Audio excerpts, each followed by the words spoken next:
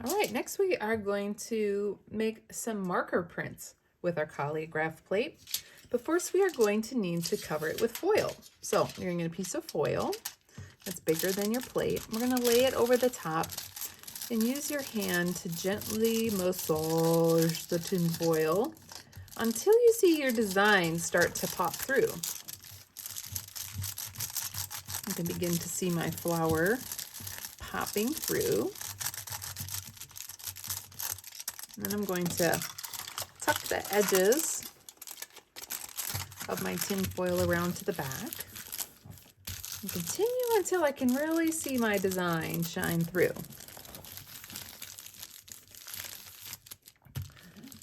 Then I'm going to take some markers and I'm going to color in on top of my design. And it's going to look a little weird. It is not like coloring on paper. You're going to be able to kind of see through the markers a little bit, but that's okay. That's how it should look. We're going to color it in. Being careful not to put your fingers on top of where you colored. It comes off really easily and it'll make a big old mess all over your hands if you're not careful.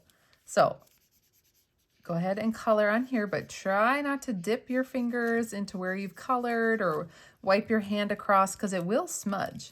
The marker is just kind of sitting right on top of our Collagraph, right on top of the tin foil, on top of our plate. It's just going to be waiting to get soaked up by the paper in just a minute when we have it all completed, and we'll be able to pull a print right from our plate. It looks like some markers do a better job than others of staying right on the plate. But it's still very smeary. If you stuck your finger in there, it will come right off. And it's actually really easy to color on top of tin foil. It's very whooshy.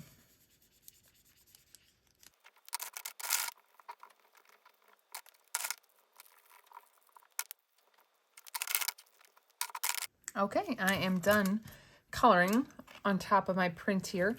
And you'll see the marker really just sits right on top of there. And it looks kind of weird, not like what it would look like on paper, but that's okay. That's what it is supposed to look like.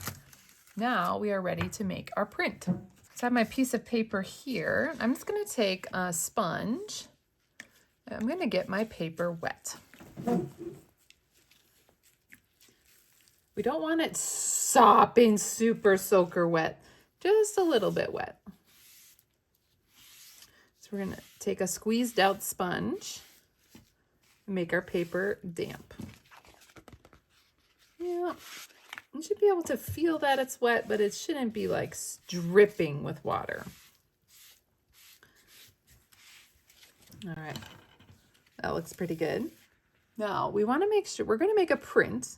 We're going to pull a print because we're going to, in a minute, set the paper down and actually pull it off of our Collagraph plate. We want to make sure that the plate doesn't jiggle underneath at all of our paper. We have to take extra care to hold it very still as we are pushing on it. So just like in our crayon rubbings before, we're going to set this on top. And we are going to try very hard to not let the paper wiggle on top of our printing plate.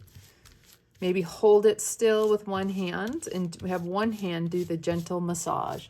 And you can actually start to see that it's coming through the paper, the ink. We can kind of see what's happening here on the other side. I want to make sure that we've pushed it down on all parts of the print of the plate. Okay, drum roll please. Here we go. Oh, there is my Collagraph print with markers. Now, here's what my plate looks like now. Most of the marker has come off. If you want, you could take a paper towel and wipe it off. If you didn't like how your print turned out, or you want to try different colors, you can go ahead and do it again, because that's the beauty of printing. You can do it again and again and again to get different results. It's one big experiment to see what happens next. All right, when you're done making prints with the washable markers, if you want, you can use Sharpies to color in your Collagraph plate what is remaining. And I have an example over here of what it would look like. This I could not make a print from, so make sure you're all done printmaking, but you can use Sharpies to color in your tin foil plate. So you can display this. This is beautiful as well.